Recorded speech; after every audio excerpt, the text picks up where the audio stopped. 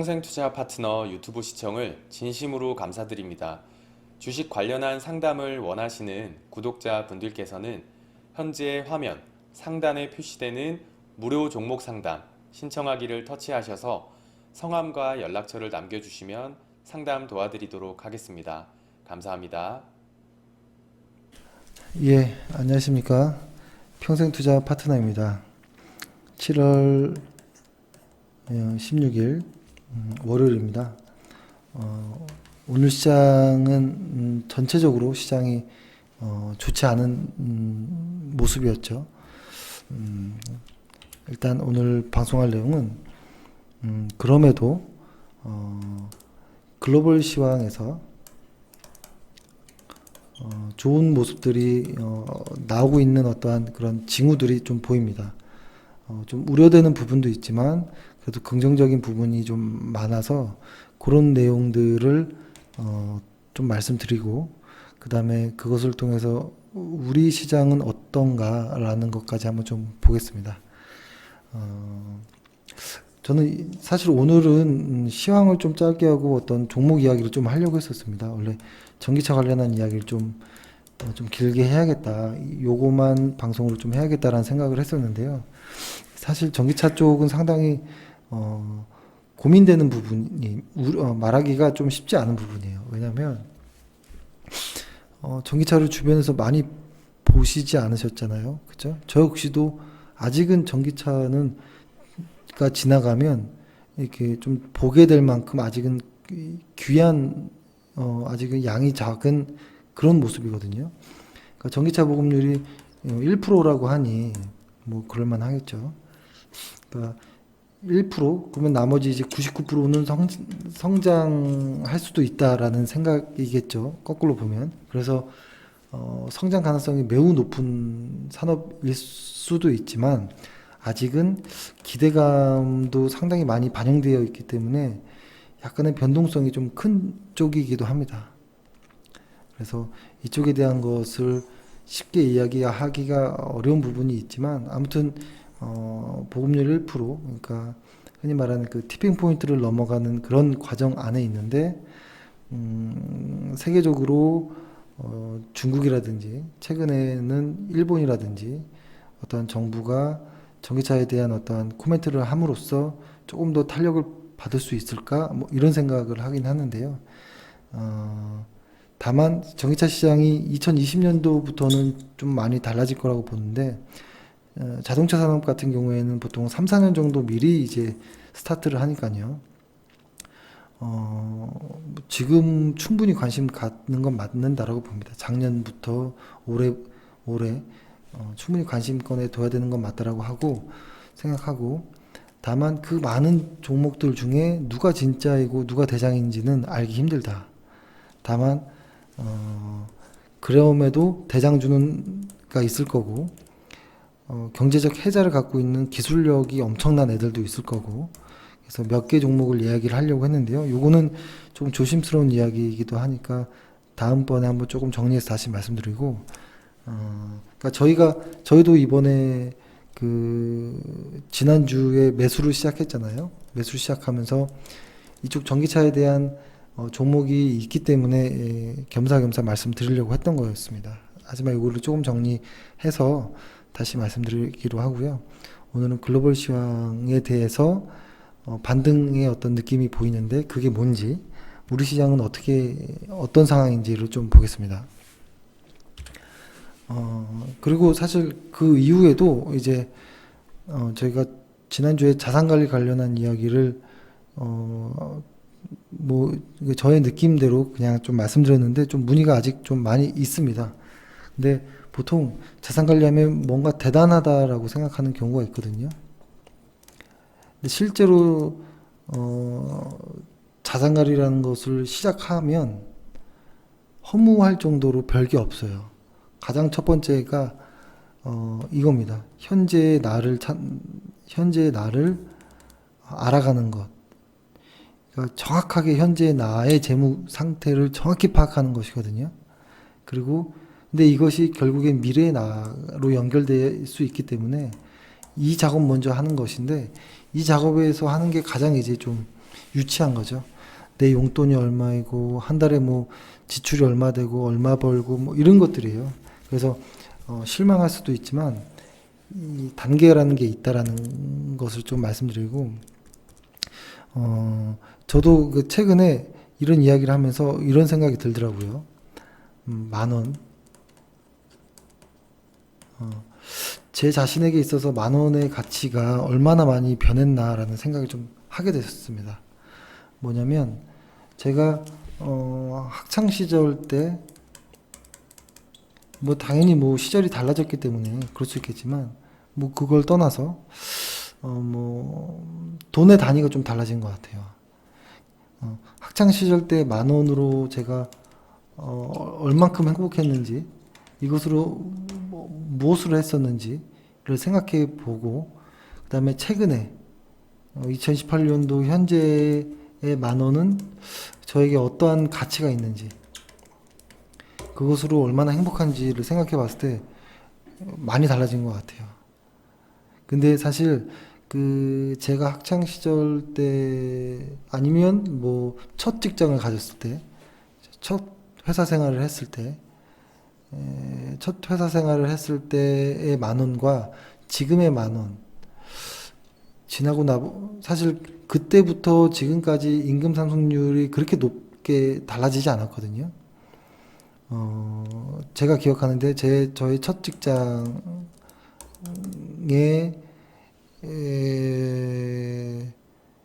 그 초봉이 3,800 정도 됐던 것 같아요. 저는 이거 굉장히 많이 받았던 편이었긴 했습니다. 당시 때 초봉이었기 때문에. 2004년도인가? 잘 기억이 안 나네요. 2004년, 잘 기억이 안 나요. 그 이전이었나? 1년도, 이게 아니네요. 2001년도였나? 정확히 기억이 안 나요. 이때 첫 직장 초봉이 3,800이었는데요. 지금에 와서 당시 회사라든지 전반적으로 회사를 보면 그렇게 많이 달라진 것 같지 않아요, 초봉이. 그러면 그때 10,000원의 가치와 지금 한 17, 18년 정도가 지난 지금 현재의 10,000원의 가치가 비슷해야 될 거라고 보거든요. 저 마음가짐도 혹은 제 행동도 그러해야 된다라고 봅니다. 마치 근데 주변에서 저한테 이게 좀 돈을 너무 안 쓴다 이런 얘기를 많이 하긴 합니다. 느끼고 있습니다. 저 역시도. 제가 돈을 많이 일반 제 또래 남자에 비해서는 돈을 안 쓰는구나 느껴요. 제 용돈은 20만 원 정도 합니다.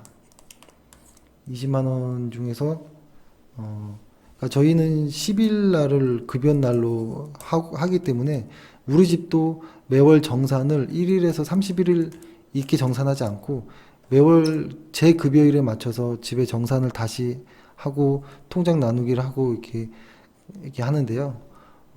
주말에 이제 와이프랑 통장 나누기를 했었는데 그때도 이렇게 됐습니다.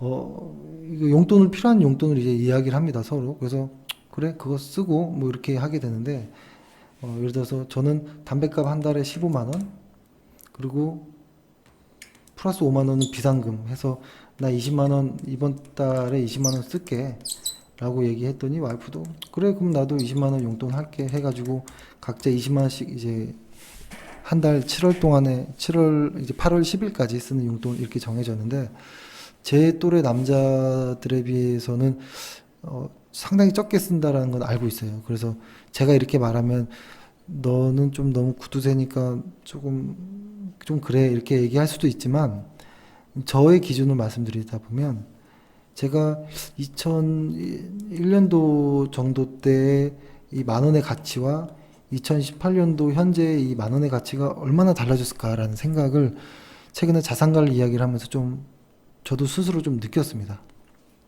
그래서 이런 거죠. 예전에 근데 사실 물가가 너무 많이 올라서 뭐 좀 너무 과한 거 아니냐 이럴 수도 있지만요. 그래서 오늘 한번 다시 실천을 해봤습니다. 실천. 과거의 10,000원의 가치로 한번 좀 느끼는 새로운 어떤 무언가를 해보자라고 해서 오늘 무엇을 했냐면 이거죠. 예전에 그러니까 뭐 학창 시절이나 회사를 첫 입사했을 때, 요 당시 때는 이랬습니다. 보통 식당에 가서 밥을 먹잖아요. 그러면 보통 밥을 한 공기 더 먹고 싶을 때 공깃밥 추가요 이렇게 얘기를 하잖아요. 공깃밥 추가요. 이거 좀 창피하긴 한데요. 공깃밥 추가요 해서 밥을 시켜 먹으면 공깃밥 추가요라는 단어를 쓰면 1,000원을 내야 돼요. 1,000원을. 근데 그때 이제 생각한 겁니다. 그때 당시 때 제 친구들이랑 저랑 어떻게 하면 돈을 아낄까라는 생각에, 왜냐면 그때 다 이제 친구들도 저와 같은 주식을 했던 친구들이라 돈을 아껴야지만 주식 종잣돈을 늘릴 수 있는 상황들이었기 때문에 어떻게든 돈을 안 쓰고 버티는 생활을 해봤었는데요. 그때 했던 개발한 방식이 이거였어요.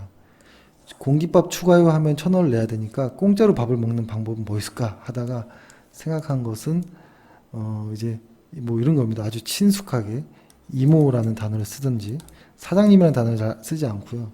보통 이모라고 하고, 이모를 쳐다보면서 눈을 보면서 이모 저 밥 조금만 더 주세요 이렇게 저 밥 조금만 더 주시겠어요? 뭐 이렇게 얘기하면 그 제 이야기 들은 사람은 공깃밥을 추가하자니 좀 뭐하고, 밥을 그냥 조금 한 숟갈 더 달라는 건지, 공깃밥 추가는 아니라고 한 것 같은데 해서 보통 반반이에요. 이렇게 보면은 공깃밥을 하나 더 주고 계산서에 공깃밥 하나 체크하는 경우가 있고, 아니면 그냥 아주 좀 중간 정도 그냥 일반 밥그릇에 밥을 절반 정도 담아서 그냥 주는 경우도 있고 그러거든요. 그래서 뭐 이런 식의 여러 가지 게 있습니다. 아주 남들이 보면 너무 심하다 할 정도의 것들이 몇 개, 그러니까 저희가 예전 어릴 때 얘기했던 것들은 필살기라고 했던 필살기, 돈을 아끼는 어떤 필살기들이 몇 개 있었어요. 그것을 오늘 제가 한번 와이프랑 점심에 잠깐, 이제 저희가 제주도 이사 온 지 한 달이 지났는데 전입신고를 안 해서 점심에 잠깐 나가서 전입신고를 하고 들어오면서 식당에서 밥을 먹고 오랜만에 제가 그걸 한 거예요. 저 이모 저 밥 조금만 더 주세요. 이걸 한 거예요. 그러니까 원래 더 비참하게 할 때 잘 안 주는 곳들이 있거든요. 밥을 공깃밥 추가해야 된다고 하는 곳들은 밥을 조금만 더 주세요라고 하면 안 되고요. 밥 한 숟갈만 더 주세요. 이런 식으로 얘기를 했었어요, 예전에. 근데 오늘 그걸 한번 해본 거예요. 근데 그걸 와이프가 알거든요. 제가 그렇게 했던 행동들을 과거에. 그러니까 오늘 제가 오랜만에 저 밥 조금만 더 주세요 이렇게 하니까 으이그 이렇게 하더라고요. 근데도 뭔가 조금 괜히 좀 혼자 좀 재밌었던 건데요. 결론은 밥을 조금 더 주시더라고요. 공깃밥 하나는 아니었지만 충분히 괜찮은 양을 받았던 게 있습니다. 그래서 이 말씀 드리는 이유가 아까 말씀드렸던 것처럼 임금 상승률이 높지 않아요. 최근에 뭐 최저임금이라든지 이런 부분도 많이 이야기가 나오지만 임금 상승률이 그렇게 높지 않아요. 아주 일부 몇 개 좋은 회사들만 1년에 한 3, 4%씩 오르는 정도 수준이었고, 대부분 일부 대기업을 제외한 회사는 아직 그대로 있는 회사가 많아요. 10년 전과. 근데 물가는 오르다 보니 어쩔 수 없이 벌어도 모이는 그런 생활이 안 되는 거잖아요. 그러다 보니 이거 그나마 조금이라도 모았던 거 주식이라도 해야 되나? 은행에 갔더니 1, 2%밖에 금리가 안 쳐준다는데, 이런 생각에서 주식을 시작하는 경우가 많거든요. 저는 이게 위험하다라는 말씀을 좀 드렸고 싶었던 것 같아요. 예를 들어서 한 2천만 원 정도로 주식을 처음 시작하는 분들에게는 이분들이 개인 투자자로서 1년에 계좌가 10% 수익을 낼 수 있을까요? 처음 주식하는데. 저는 5%도 수익 내기 힘들다라고 봐요. 계좌가 5% 나는 거. 그 말은 5%라면 한 100만 원 버는 거거든요. 1년에. 사실은 저는 1% 수익 내기도 어렵다고 봅니다. 현실적으로 2천만 원이라는 투자금을 개인 투자자들이 1년 동안 운영해서 계좌에서 1%를 수익을 낼 수 있을까? 저는 거의 불가능하다고 봐요. 95%의 개인 투자자들이 마이너스거든요. 근데 그 중에서 5% 전체가 수익 내는 게 아니고요. 이 중에서 아주 1% 정도 안 되는 사람들이 대부분 수익을 내는 거고, 한 4% 정도 되는 사람들은 거의 본전이에요, 본전. 그렇다면 이런 거죠. 예를 들어서 2천만 원으로 투자하는 사람이 1%도 수익 못 낼 바에 오히려 예를 들어서 뭐 한 달에 뭐 한 8% 정도, 한 8만 원 정도, 그러니까 일주일에 한 2만 원 정도거든요. 일주일에 한 2만 원 정도 아끼면 8만 원 정도 되잖아요. 그렇죠? 이러면은 한 100만 원 정도 되겠죠. 그러면은 2천만 원으로 운용해서 주식 5% 수익 낸 거랑 뭐 같은 꼴이에요. 이게 이런 말도 되는 거죠. 주식 종잣돈이 좀 작으면, 그러니까 사실 2천만 원이라는 돈이 작다라는 게 아닙니다. 제가 보기에는 한 1억 미만의 종잣돈으로 주식하는 경우에는 개인들의 성에 안 찰 수가 있어요. 보통 여기까지 돈을 모으기까지는 금융 투자로 1억을 모으는 것보다 아껴서 1억으로 가는 게 더 빠르다라는 겁니다. 그러니까 뭐 100만 원이든 1000만 원이든 2천만 원이든 이렇게 모아서 한 1억까지 왔을 때, 여기서부터 금융투자 상품의 어떤 이자라는 부분, 어떤 이익이라는 부분이 피부에 와닿지, 이 이하에서는 잘 와닿지 않아요. 그래서 이 아래 투자금으로 운용하는 사람들은 거칠게 합니다. 세게. 1%가 2천만 원의 1%와 1억의 1%는 느낌이 좀 다르거든요. 그러다 보니까 10억의 1%는 더 다르겠죠. 그러다 보니까 요때 좀 너무 세게 하는데요. 저는 이렇게 생각하는 게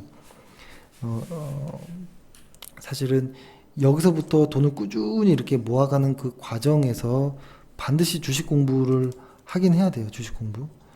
그러나 1천만 원으로 주식을 시작했던 사람이라도 한 10억 정도로 주식하는 사람처럼 해야 된다라고 봐요. 그러니까 정석대로 안전하게. 왜냐하면 1천만 원으로 주식했던 사람이 나중에 10억 된다고 뭐가 확 달라지지 않거든요. 1천만 원에서 단타했던 사람은 10억으로 주식하라 해도 단타합니다. 그러면 여전히 확률에 맞춰서 95%의 개인이 손실 보듯이 손실을 봐요. 투자금이 적어서 내가 수익이 안 나나? 이게 아니에요. 투자금이 늘면 더 손실 납니다. 그래서 일단은 이 과정에서 돈을 모으는 과정에서 보통 이렇게 하죠. 한 2천만 원 정도 하는 사람과 한 20억 정도 하는 사람의 차이가, 2천으로 하는 사람들은 좀 거칠게 하는 부분이 있거든요. 2천만 원 하는 분들은. 그 이유를 근데 본인들이 난 주식 투자금이 작다라고 생각을 하는데, 작아서 거칠게 하는 거는 조금 맞지 않는 것 같아요. 작든 크든 돈은 돈인 거기 때문에 안전하게 해야 된다. 다만 2천으로 할 때는 주식만 몰두할 필요가 하지 말고 그 지출이란 부분을 같이 최대한 줄여서 한 1억 정도까지 모아질 때까지는 지출과 주식 공부를 좀 병행해야 된다라는 겁니다. 그러니까 종잣돈 만들 때까지는 조금 더, 그렇죠? 근데 이미 나는 한 3억, 5억 정도 여윳돈 있어 라고 하는 사람도 있을 거잖아요. 저는 이 사람도 똑같다고 봐요. 이 사람들도 나는 그래 자산이 한 20억 현금 정도는 있고 집 한 두 채 정도 있고 뭐 안전해. 그래서 한 3억 정도 주식하는데 문제 없어라고 하는 사람들도 처음부터 3억으로 뛰어들지 말고 이거 한 10분의 1 정도로 적어도 한 3개월, 한 6개월은 해보고 혹은 1년 정도라도 해보고 그 다음에 비중을 늘려나가는 것이 필요하다고 봅니다. 예. 제가 아까 그 뭐 여러 가지 뭐 좀 필살기가 있다라고 이야기를 드렸는데 뭐 여러 가지가 있습니다. 뭐 필살기 할 때 아주 부끄럽지만 과거에 친구들이랑 했던 거는 뭐 흔한 것들 있잖아요. 그 돈을 이제 서로 내야 되는 그런 순간, 그렇죠? 그런 순간에서 뭐라고 할까, 이런 거 있잖아요. 야, 이제 계산하자. 돈 누가 낼래? 하는 그 말이 딱 나오는 순간으로부터 저희가 시간을 재봤거든요. 그 장난삼아. 한 6초 정도의 어떠한 딱 공백이 뜨더라고요. 그 순간을 누가 허무느냐에 따라 그 사람이 돈을 내는 확률이 큽니다. 보통, 야, 계산하자라는 말이 끝나고 나서 시간이 지나서 한 6초까지 요 구간만 버티면 돈을 안 내도 되는 이런 것들이 있었거든요. 그러니까 저희가 계산해봤어요. 쪼잔하게. 다 친구들이 남자들끼리 할 거 없어서 이런 거 해봤었는데, 그 6초를 버티는 게 가장 관건이었다. 그래서 그 6초를, 우리는 뭐 부모님 생각을 한다든지, 뭐 갑자기 집중을 해서, 갑자기 다른 생각을, 조금 이렇게 먼 산을 보면서 갑자기 무슨 생각이 골똘히 한 6초 정도 빠졌다가 정신을 차려보면 계산할 사람이 정해져 있는 뭐 이런 것들이 몇 개 있습니다. 그래서 오늘 쪼잔한 이야기를 좀 했고요. 다만 우리의 만원의 가치가 너무 급격하게 달라지는 것은 아닌가. 주식을 하는 이유가 결론은 돈을 벌기 위함이잖아요. 그렇죠? 근데 돈을 버는데 최고는 아끼는 것이 아닌가라는 생각도 해봤습니다. 예. 요 정도 하고요. 사실 오늘 시황이 저희가 오전 시황에서 말씀드려서 아마 좀 아실 것 같아서 좀 이런 얘기를 했습니다. 일단 수급 먼저 보면 기관 누계로 보면 거래소 같은 경우에는 빨간색이 외국인이에요. 아직은 그 추세가 상승으로라는 생각은 아직 안 들죠. 아직까지도 역시 개인 투자자들이 강하게 들어오고 있다라는 거. 다만 코스닥은 조금 외국인들이 들어오는 정도의 모습이 보입니다. 그리고 선물 같은 경우도 이제 좀 전환된 걸로 보여요. 그러니까 현물인 거래소 시장도 좀 좋아지지 않을까라는 이런 어떤 뭐라고 하죠? 좀 기대를 해보는 거죠. 기대를 해보는 거고. 그러면 이제 글로벌 시장을 한번 좀 볼게요. 글로벌 시장. 저희가 이런 얘기 오전 시간에 했던 거 중에 이렇게 했습니다. 지난주 목요일 날 1차적으로 지수들이 반등한 부분이 있고 금요일 날 2차적으로 시장이 좋아진 부분이 좀 있었거든요. 이 부분을 대해서 좀 이야기를 해보면 첫 번째 1순위로 먼저 시장이 좀 좋아졌던 때가 언제냐면 잠시만요.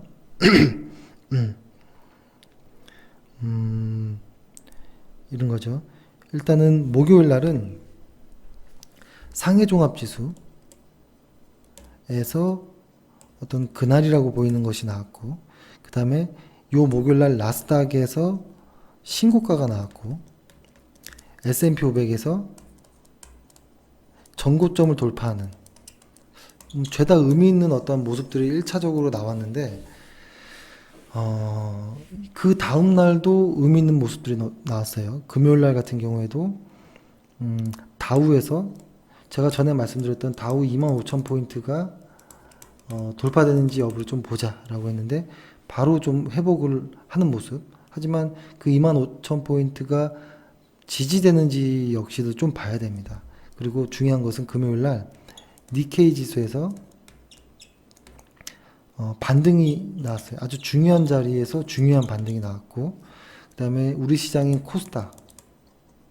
코스닥에서도 약하지만 그날이 나왔다 라고 본다면 우리 지수와 조금 관여도가 있는 쪽에서 전부 다 반등이 나왔어요. 다만 우리 코스피에서는 아직이었거든요. 어떻게 봐야 되느냐. 일단 요거를 이제 뭐 차트로 하나씩 보긴 할 텐데, 저는 우려되는 부분이 하나가 뭐냐면, 일단은 글로벌 시장에서 거래량 다만 거래량이 조금 약한 부분만 빼고서는 아주 긍정적인 모습이라고 봅니다. 그렇기 때문에 코스피도 긍정적으로 보고 있는 모습인데요. 근데 거래량이 좀 약하다라는 것이 상당히 조금 마음을 확실히 놓기는 좀 어려운 정도라는 거. 그래서 요거를 한번 좀 보면 목요일날 일단 상해 종합 지수를 일단 보면 그렇죠? 좀 크게 볼까요? 목요일날 요 모습인데요.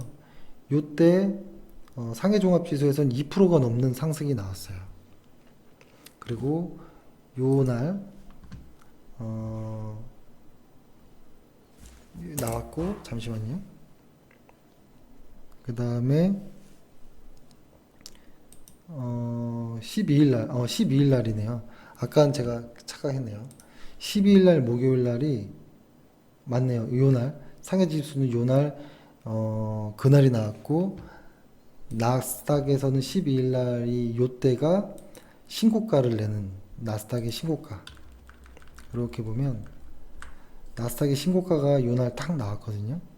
거래량까지 다 포함되고 그 다음에 S&P 500 역시 이 전고점 그러니까 표현해 보면 쭉 빠지고 계속 좀 버티고 있는 이런 그러니까 이게 저점을 계속 높이는 이런 과정이었다가 저점과 고점이 계속 높이는 과정이었다가 한 번 살짝 붕괴되는 듯한 정도의 모습이 보일 뻔하다가 바로 반등하는 그러니까 이 나스닥은 여기서부터 계속 계단식으로 상승하는 모습이에요. 이렇게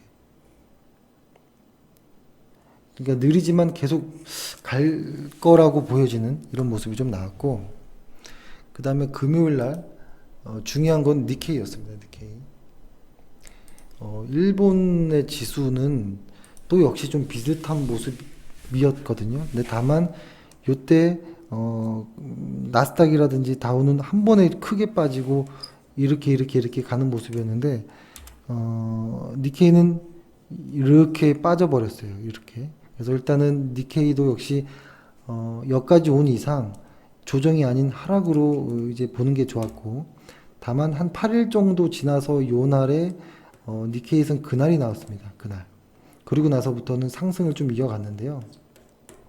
중요한 것은 이 그날에 해당하는 이 가격대를 깨지 않고 반등에 성공한 이 모습이 니케이에서 나왔기 때문에 상당히 견조한 정도로 보여졌습니다.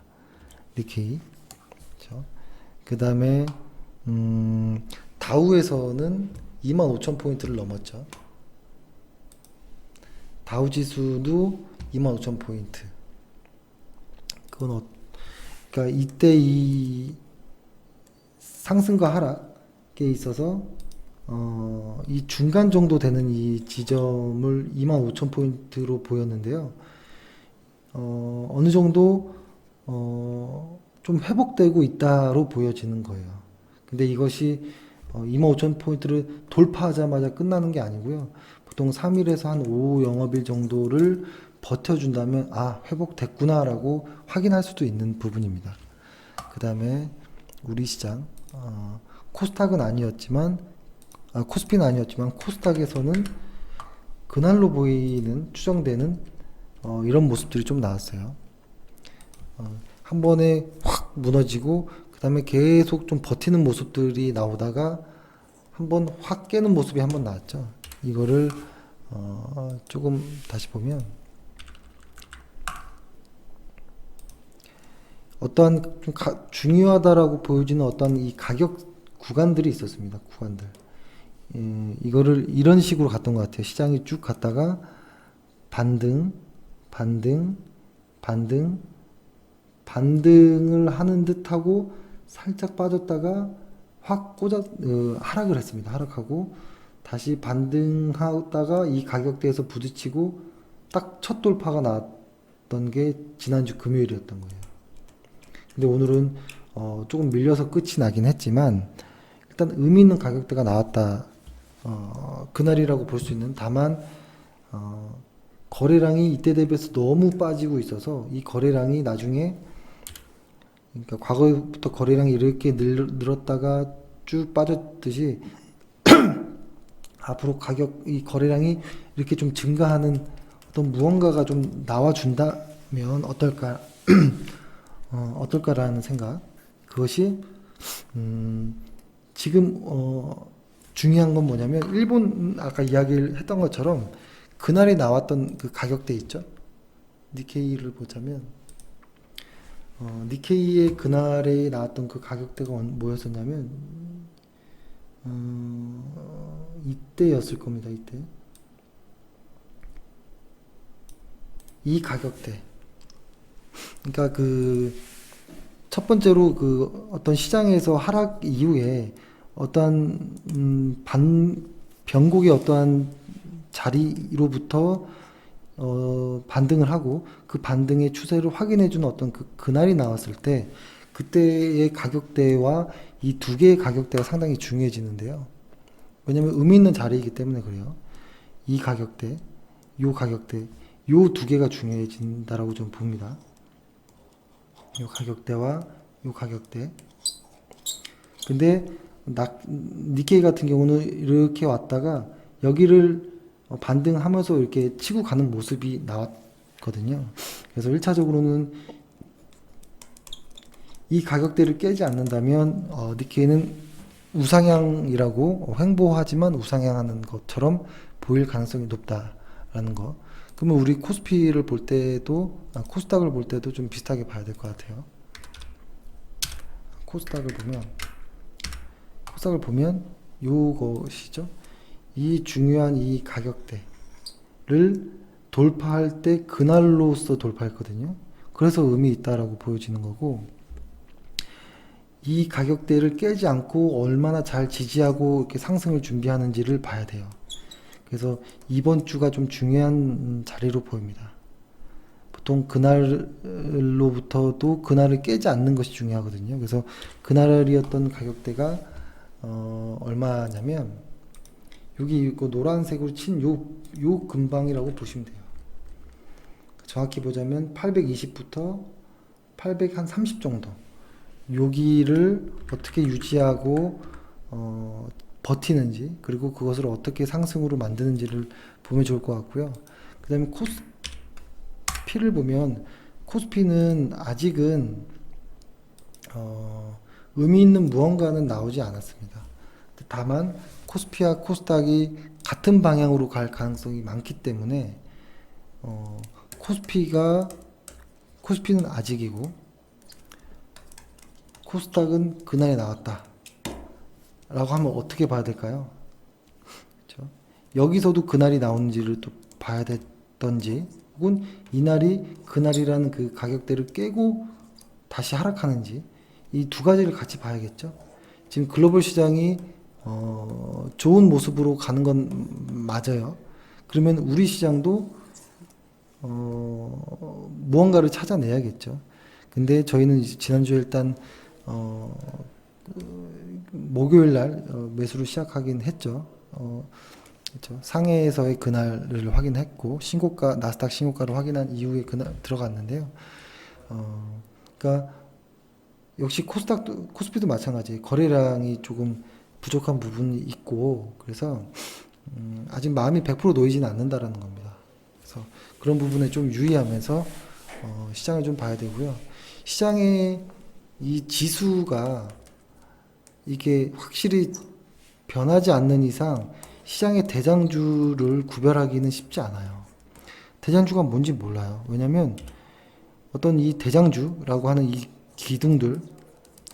기둥들이 이 대장주라고 하는 이런 기둥들이 딱 이 바닥에서 딱 기둥처럼 딱 서야지만 여기를 기준으로 해서 이제 집을 지을 수 있는 거거든요. 이렇게 이 지붕을 올리기 위해서는 이 기둥들이 필요하잖아요. 저는 이 기둥이 주도주들이라고 봐요. 이 지붕이라는 것은 지수를 표현하고, 이 지붕을 세웠다라는 것은 지수가 돌아 나갔다라는 거. 근데 그것은 당연히 주도주를 밟고 올라갔다는 거거든요. 근데 이 주도주가 그러니까 지수가 돌아나가지 않았다라는 것은 아직 주도주들이 변하지 않았다라는 거예요. 그래서 최근 어떤 주도주들 종목을 일일이 말씀은 못 드리겠지만 주도주들의 모습을 보면 죄다 이런 모습이에요. 주가가 이렇게 쫙 이렇게 가다가 뭔가 이렇게 돌파할 듯 말 듯한 이런 것들, 혹은 돌파했지만 다시 밑으로 와서 지지하고 올라갈 듯 말 듯 이런 것들이 많아요. 좀 애매한 모습들이. 그것의 이유는 뭐냐면 아직 지수가 돌아나가지 않았기 때문이에요.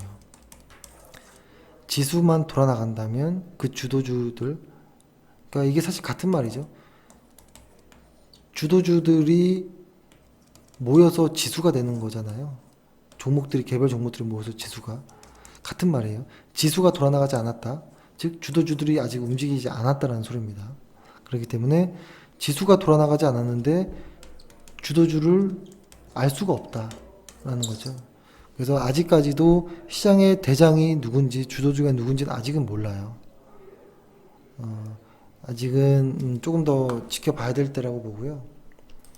지금 우리 시장을 보면 코스피 지수거든요. 이 강한 하락이 나왔던 이 부근에, 그리고 여기에 과도 거래들이 이루어졌던 이 구간에 얼마나 많은 매물들이 쌓여 있겠습니까? 이 올라가는 과정은 첩첩산중으로 이렇게 막혀 있을 거라고 봅니다. 혹은 과거처럼 이렇게 두 번의 바닥을 만들고 갈 수도 있겠죠. 혹은 두 번의 바닥을 만드는 과정이 이렇게 될 뭐 여러 가지가 있겠지만, 첫 번째로 어떠한 이런 바닥 라인이라고 봤을 때 이렇게 갈 수도 있고, 이렇게 갈 수도 있고, 혹은 이렇게 갈 수도 있고, 여러 가지가 있을 수 있겠는데요. 중요한 것은 이런 과정들이 이러한 뒷모습 정도를 확인할 만큼의 아직 어떤 신호는 나오지 않았다. 코스피에서. 그래서 코스피에서도 어떠한 무언가가 나와야 된다라는 것이고요. 만약에 그것이 나오지 않을 정도라면 일목균형표로 보는 자리에서 한 2300, 한 50에서 60 정도 볼까요?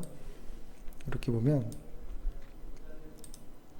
일목균형표로 보면 코스피에서도 2300 한 50에서 60 정도를 까지는, 요 부분까지는 지수가 이렇게 회복해 줘야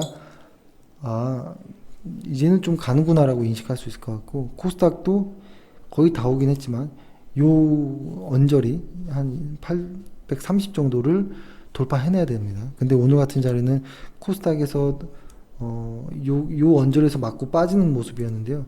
여러 번 빠지면 하락할 수도 있습니다. 다만 하락하기 전에 이 기준선을 치고 올라가 줬으면 하는 이런 기대를 갖고 있고요.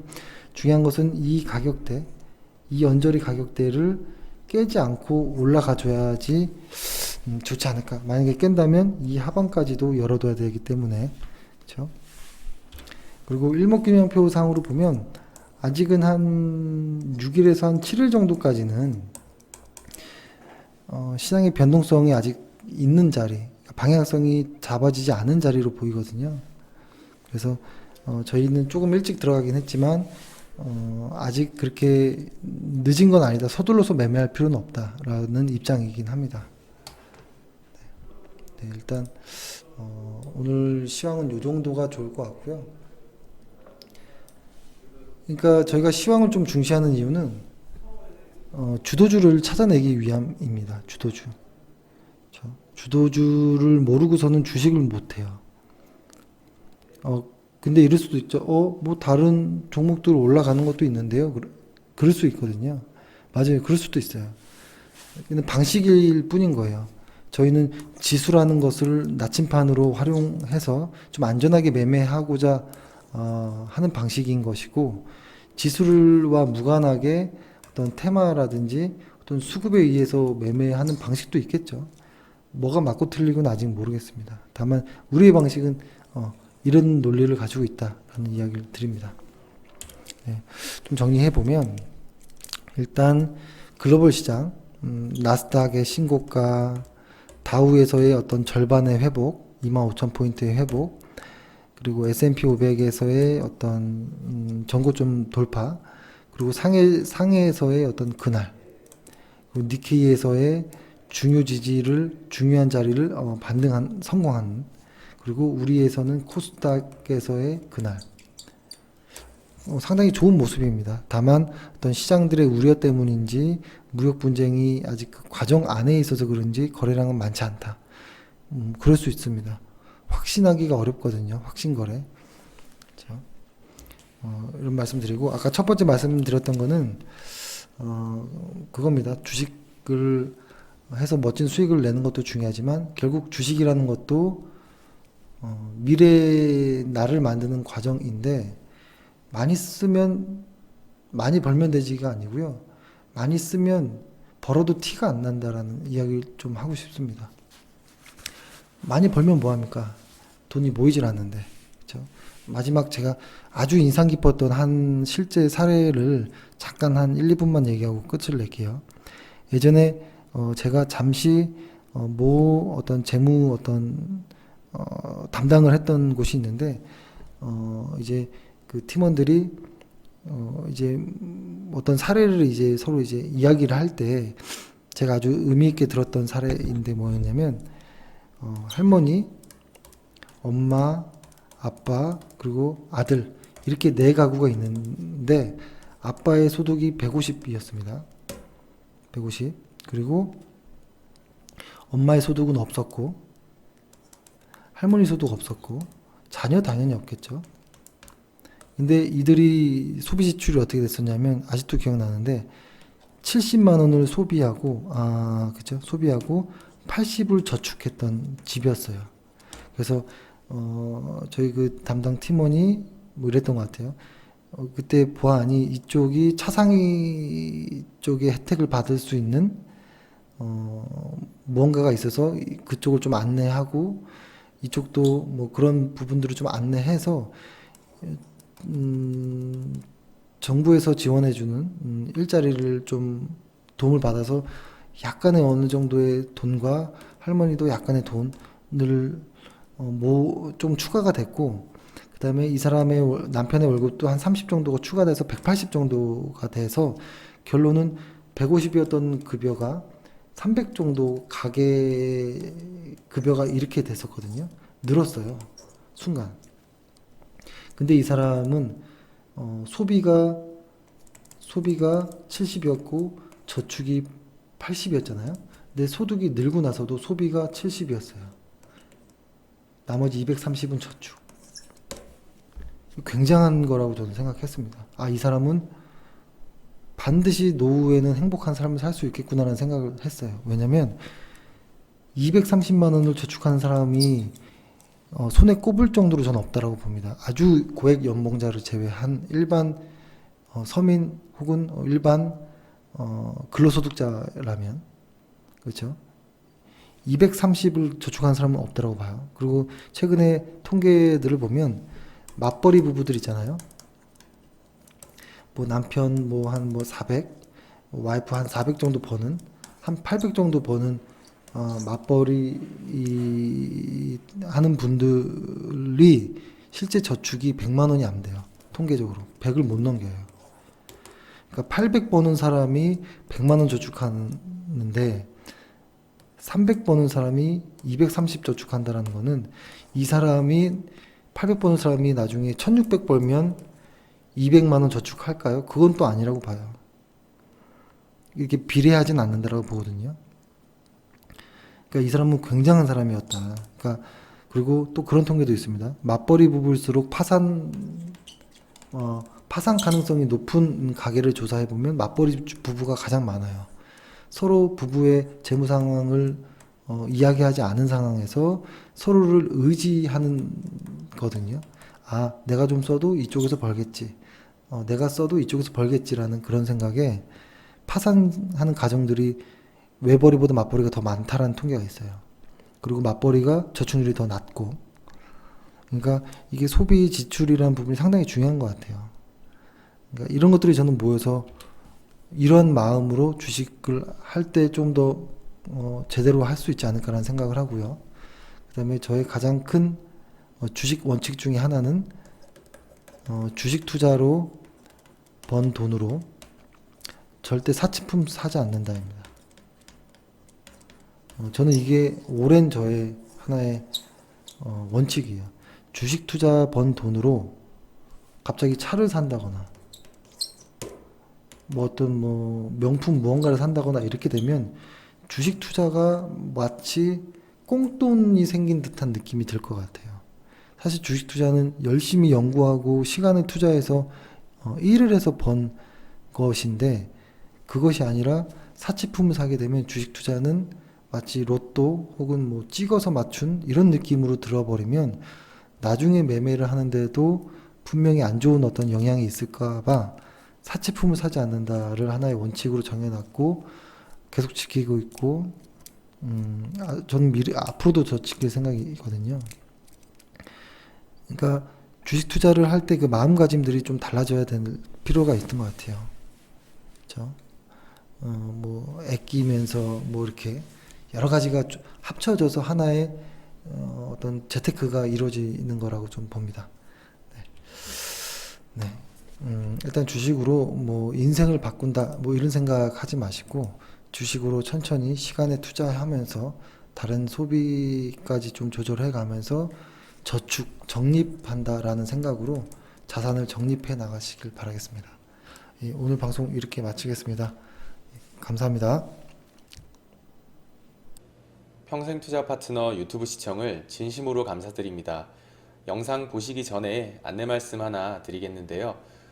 주식 종목이나 앞으로 주식을 어떻게 해 나아가야 할지 고민이 많으신 분들은요. 언제든지 저희 대표번호 1588-5380 번호 있잖아요. 네, 이쪽으로 연락을 주시면은 저희가 성심성의껏 상담 드리도록 하겠습니다. 아니시면은 저희 평생투자 파트너 홈페이지 접속을 하셔가지고요. 그 오른쪽 상단에 여기 무료 체험 신청 버튼 눌러주시고 요 아래쪽에 성함과 연락처 남겨주시면은 저희가 또 상담 순차적으로 드리도록 하겠습니다. 감사합니다.